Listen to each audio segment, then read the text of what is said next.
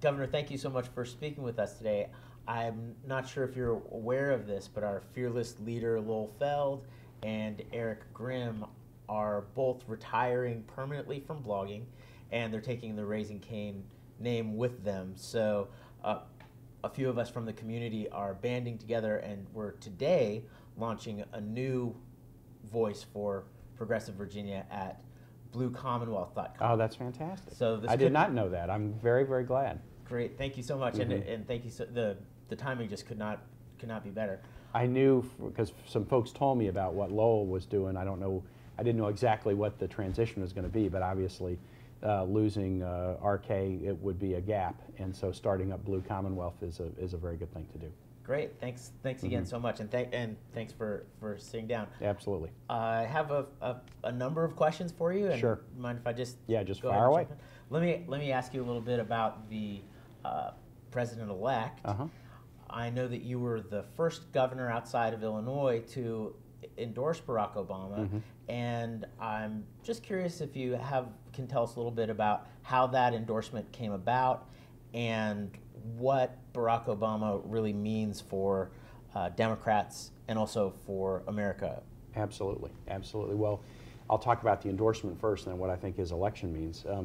The endorsement was something where I made an intuitive decision very quickly that I would endorse him, but it was because of a number of factors that conspired and made me believe that he would be the best leader for the country in 2008.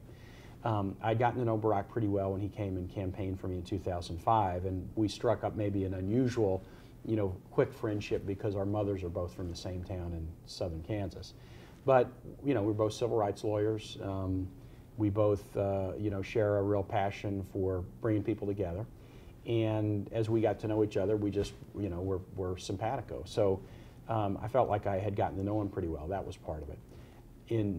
When I was supporting Mark Warner, obviously, in Mark Warner's exploratory campaign, when he decided in October of '06 not to run, Barack called me a couple weeks after and said, "I'm thinking about running." And I said, "If you do, I'll support you." Because I felt like I knew what the country might be facing in 2008. I thought the last 2 years of the Bush administration would likely go badly, that both in international events but also in economy we would be facing a really difficult time. I thought the country would be looking for a problem solver and a unifier and somebody who really would call us to be our best selves.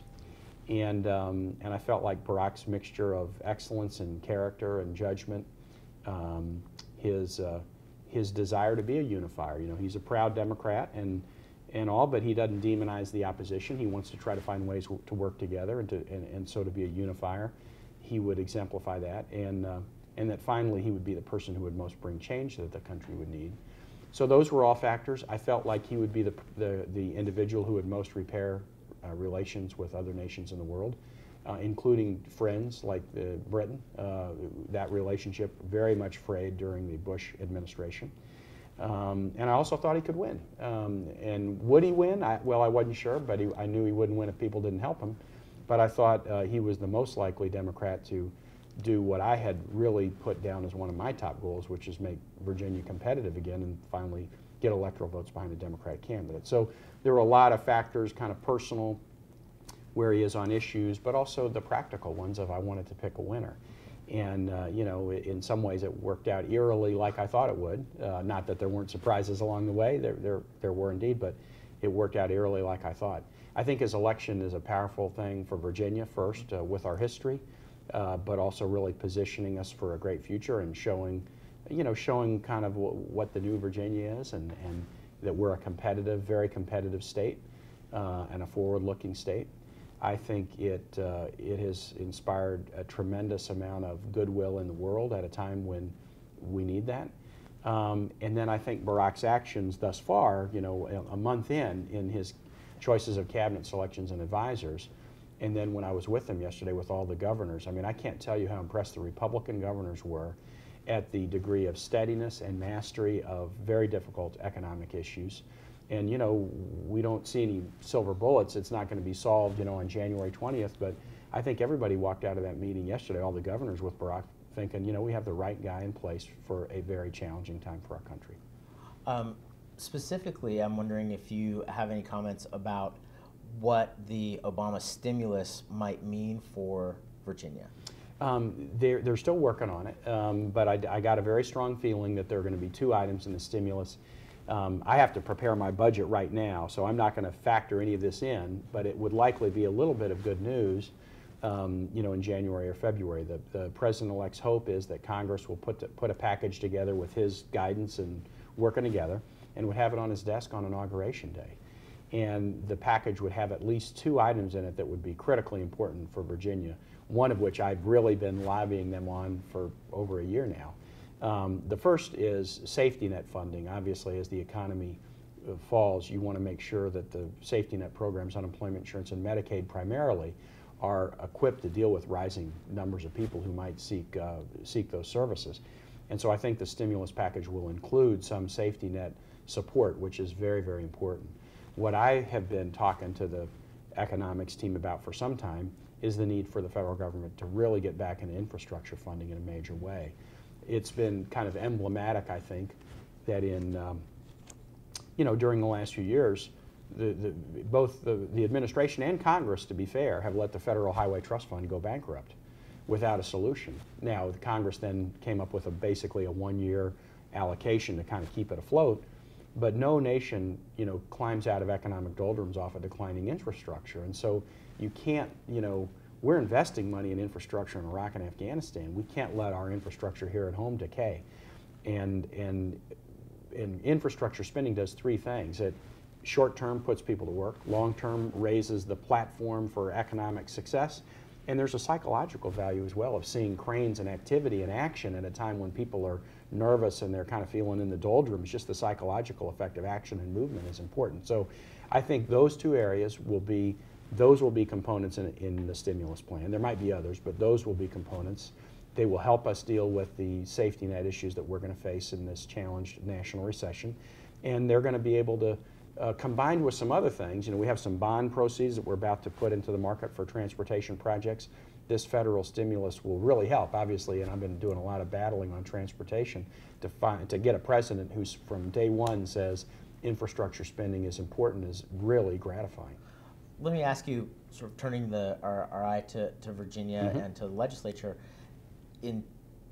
transportation has been a cornerstone of your administration. Right. You campaigned on it before you took office. You traveled all over the Commonwealth, doing town halls to raise the profile, and yet we're in a situation where we haven't really been successful in getting anything to stick. Well, we've gotten a couple things, but there's still a big gap. So I'm just wondering, looking ahead in 2009, what can be accomplished? Yeah, here's what we've done and here's where we're weak.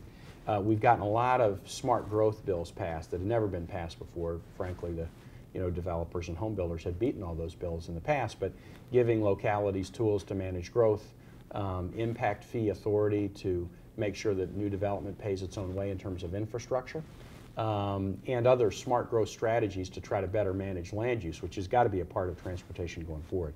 We've gotten increased funding for rail and public transit. As a former mayor, I'm a big rail and public transit guy.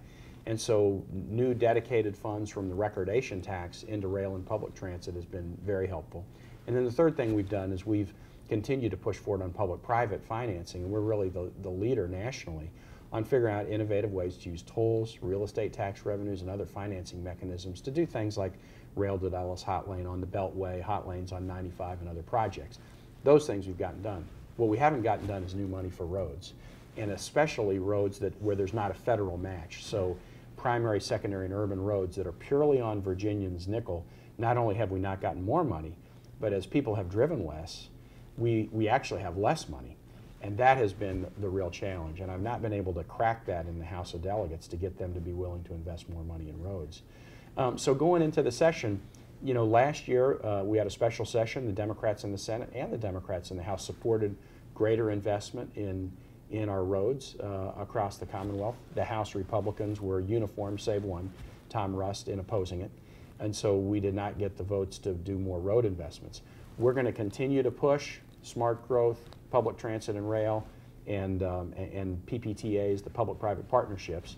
And I'm looking for opportunities to continue to make headway on roads. Obviously, a friendly president is actually going to put some of that money into Virginia, which is great, but that's no substitute for the state doing it. So I'm going to continue to look for opportunities to persuade the House. But I got to say, the House Republicans seem pretty adamant against road spending.